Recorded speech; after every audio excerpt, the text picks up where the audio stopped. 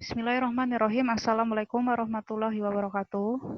Kita akan masuk ke bab jaringan pada hewan, ya, di bab ketiga. Langsung saja, saya akan men-share materinya. Nah, di sini kita akan membahas jaringan pada hewan itu, apa aja yang kita bahas, strukturnya, letak, dan fungsi jaringannya, ya. Nah, langsung saja kita ke slide yang kedua, ialah struktur, letak, dan fungsi jaringan hewan. Yang pertama, jaringan penyusun organ pada hewan. Kita bahasan yang kedua akan membahas teknologi yang berkaitan dengan jaringan hewan, ya. Nah, ini kurang lebih ya, ini menyeluruh di dalam tubuh kita, ya. Ada jaringan tulang, jaringan saraf, jaringan adipos, jaringan tulang rawan, jaringan ikat, otot, epitel, dan darah. Ya, kita akan membahas satu persatunya, ya. Oke. Yang pertama, jaringan penyusun organ hewan. Jadi di sini ada 4 utama yang kita akan bahas. Ya, ada jaringan epitel, ada jaringan pengikat, ada jaringan saraf, dan jaringan otot. Nah, di ini pertemuan kita ini akan membahas epitel dan juga pengikatnya. Ya, ini termasuk pada manusia juga ya, hewan dan manusia ya. Oke. Bahas yang pertama jaringan epitel ya. Oke, nah ini jaringan epitel berdasarkan bentuk dan jumlah lapisannya. Adapun berdasarkan struktur dan fungsinya, ya. Berdasarkan bentuk dan jumlah lapisan selnya, di sini ada jaringan epitel simple, ya, ada dan kompleksnya. Berdasarkan struktur dan fungsinya, ada kelenjar, ada epitel penutup, ya. Ini contoh dari jaringan simple, ya. Ini kurang lebih gambarannya. Ada yang kompleks, ya. Ini kubus ya berlapis transisional. Nanti akan dibahas satu persatu di slide selanjutnya ya. Oke. Di sini struktur dan fungsi jaringan hewan. Ingat di bab sebelumnya ada jaringan epidermis pada jaringan tumbuhan. Ini sama pada hewan, cuma ganti nama ya, namanya jaringan epitelium. Fungsinya sama, dia melindungi atau menyelubungi jaringan yang ada di bawahnya. Kalau pada jaringan epidermis ya pada tumbuhan, tapi kita bahas pada jaringan hewan ya. Kita kenal dengan jaringan epitelium.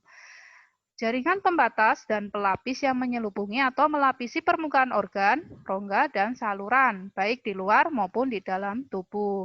Jaringan epitel yang melapisi lapisan luar disebut epidermis, yang di dalam disebut endotelium. Jadi ingat-ingat luar epidermis, dalam endotelium. Sementara yang di tengah ya atau yang membatasi rongga disebut meso. Meso itu kan artinya tengah ya. Jadi ingat-ingat luar epi, dalam endo, tengah-tengah itu meso gitu ya. Yang ketiga, slide selanjutnya di sini ada ciri-ciri jaringan epitelium ya. Ciri-cirinya di sini ada 3, tersusun rapat sehingga hampir tidak ada ruang, tidak mengandung pembuluh darah.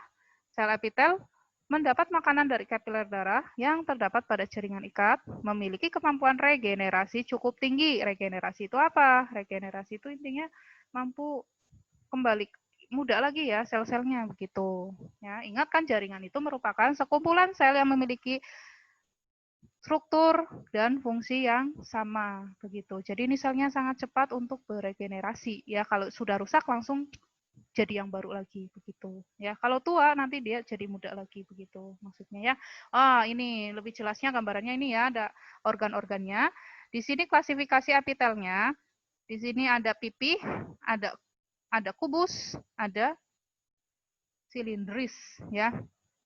Di sini gambaran epitel pipih berlapis. Berlapis ini agak tebal ya. Kalau selapis ini tipis ya. Terus ada epitel transisional, berarti berubah. Berarti ini bentuknya bisa berubah-ubah ya. Ada epitel batang atau silinder ya di sini. Epitel pipih selapis, ada epitel batang berlapis semu. Ini sudah dijelaskan. Ini gambarnya maksudnya letaknya di mana ya, kayak contoh epitel transisional ini ada di organ, ini ada nama uretra ya. Uretra itu saluran yang menghubungkan dari kantong kemih keluar ya.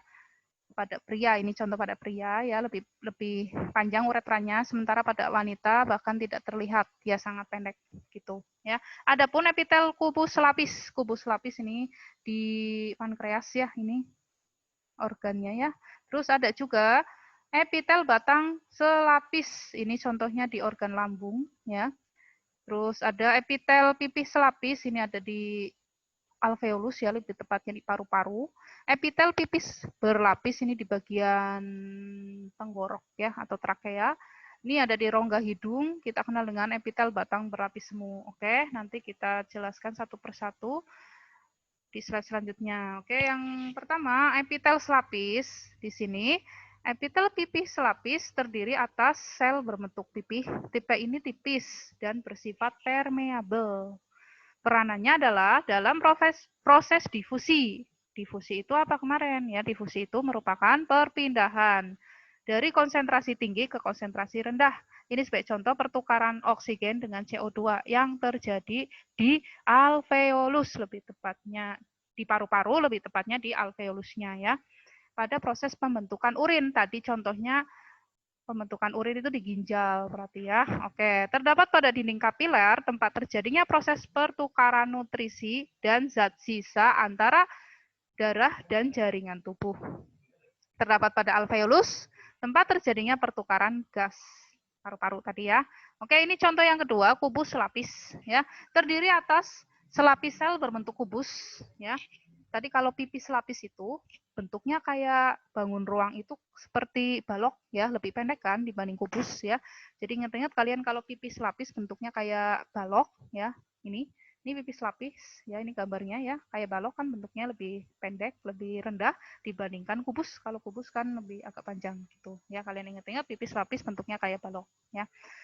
Nah, contoh tadi yang kedua kubus lapis ya. Nah, di sini terdiri atas selapis sel berbentuk kubus, terdapat pada saluran kelenjar ludah, kelenjar keringat, dan saluran pada ginjal. Berperan dalam sekresi, absorpsi. Ingat, sekresi bukan ekskresi ya, karena berbeda sekresi dengan ekskresi ya.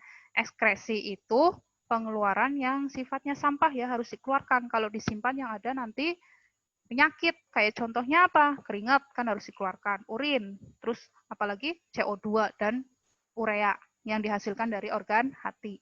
Tapi kalau sekresi ini sama-sama pengeluaran tapi masih bisa digunakan. Maksud di sini masih bermanfaat di dalam tubuh kita. Contohnya apa? Contohnya pengeluaran enzim, pengeluaran hormon. Itu kan jelas masih dibutuhkan di dalam tubuh kita. Jadi ingat-ingat sekresi itu sifatnya masih diperlukan di dalam tubuh. Contohnya enzim dan hormon. Tapi kalau ekskresi itu sifatnya sampah, harus dikeluarkan. Kalau disimpan nanti yang ada jadi penyakit. Begitu. Absorpsi, absorpsi itu penyerapan kembali ya. Contohnya itu ya terdapat di usus ya. Usus kan fungsinya penyerapan sari-sari makanan ya. Oke, slide selanjutnya epitel batang selapis ya. Terdiri atas selapis batang berbentuk memanjang. Ini atau kita kenal dengan silinder selapis ya, silinder selapis ya. Fungsinya dalam gerakan aktif molekul ya, melapisi saluran pencernaan mulai dari lambung sampai anus serta pada kelenjar dan diselingi sel goblet. Ada yang memiliki silia, misalnya yang terdapat pada lapisan sebelah dalam saluran rahim, silia seperti rambut-rambut ya, gitu. Nah, selanjutnya epitel batang berlapis semu melekat pada membran dasar. Nukleus sel terdapat pada ketinggian yang berbeda, terdapat misalnya pada bagian dalam saluran pernapasan, fungsinya mengeluarkan debu yang terperangkap pada lendir dari paru-paru. Gitu, ya. Oke, selanjutnya ada epitelium berlapis. Ini contoh ada pipih berlapis, sama intinya tadi selapis ya, kalau selapis lebih pendek ya, ada pipis lapis. Kalau ini yang berlapis, contohnya ada pipih berlapis, nanti ada kubus berlapis juga ya. Terdiri dari banyak lapisan sel dan sel di permukaannya berbentuk pipih. Epitelium pipih berlapis yang paling tebal dan paling sesuai untuk fungsi perlindungan. Membentuk epidermis kulit, bagian dalam mulut, esofagus. Esofagus itu sama aja dengan kerongkongan, ya. Kerongkongan dan vagina. Vagina, tahu ya, alat kelamin pada wanita. Oke. Nah, selanjutnya ada epitelium kubus dan batang berlapis, ya.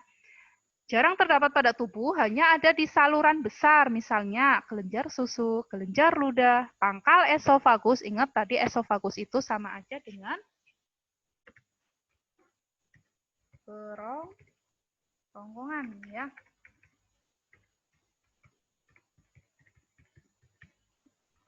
Nanti kalau tenggorokan itu trakea, ya. Jadi harus bisa membedakan esofagus itu kerongkongan, trakea itu tenggorokan ya.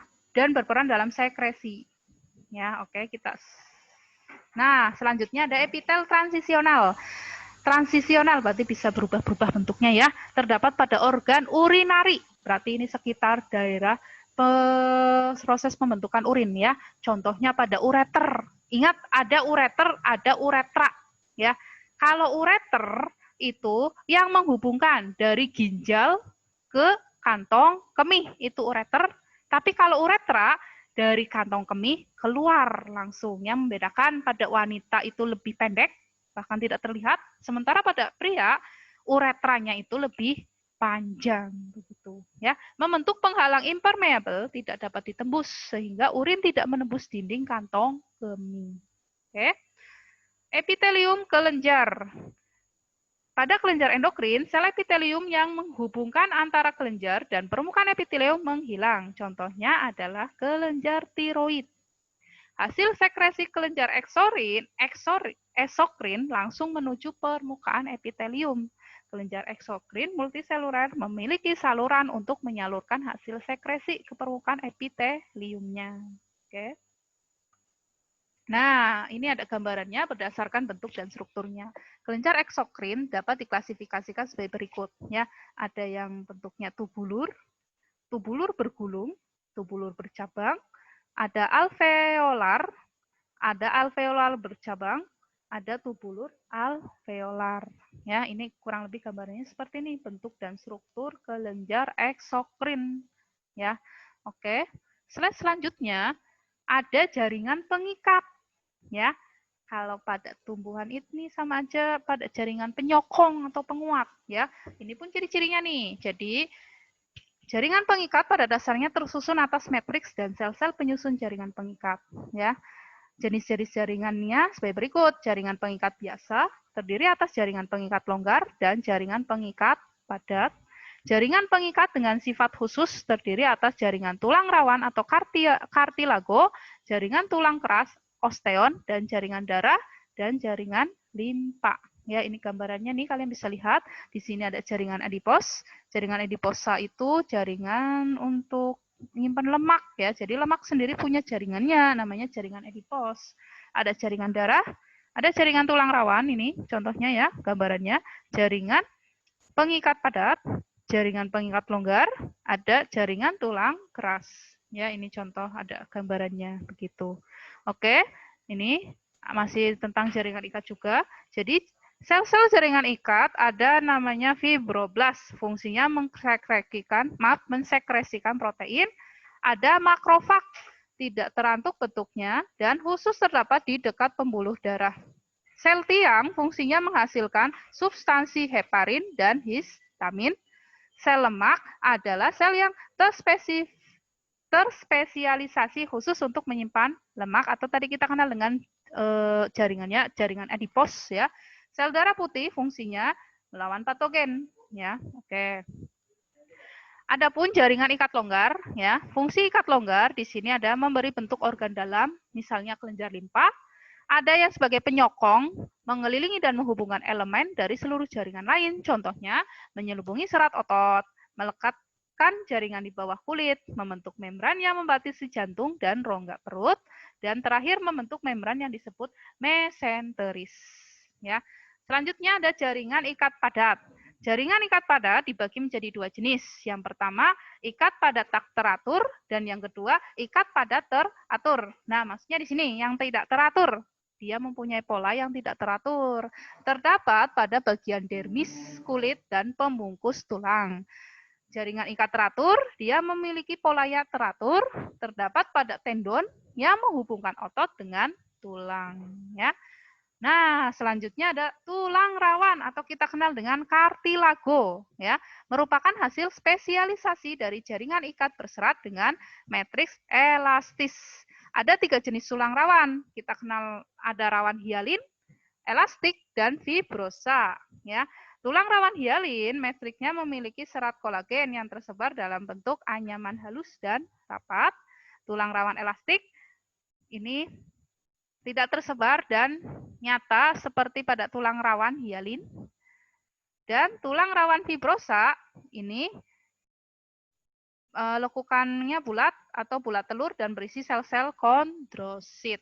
Ya, oke. Slide terakhir ini tulang keras atau kita kenal dengan osteon. Ya, ini contoh irisan melintang tulang. Ya, jadi di sini ada lakuna mengandung osteosit. Ya, jadi jaringannya namanya osteon ya, tulang, selnya osteosit. Ya, ini lamela konsentris, ini ada periosteum, lamela intersis, pembuluh darah. Ya, jadi ini gambaran kurang lebih irisan melintang tulang. Ya, oke. Untuk bab ketiga jaringan hewan, pertemuan pertama kita baru membahas jaringan ini ya, jaringan epitel dengan jaringan pengikat. Ya, untuk pertemuan hari ini ya. Untuk pertemuan minggu depan, insya Allah kita akan membahas jaringan otot dan jaringan saraf, gitu ya. Baik, cukupkan ya. Saya akhiri. Assalamualaikum warahmatullahi wabarakatuh.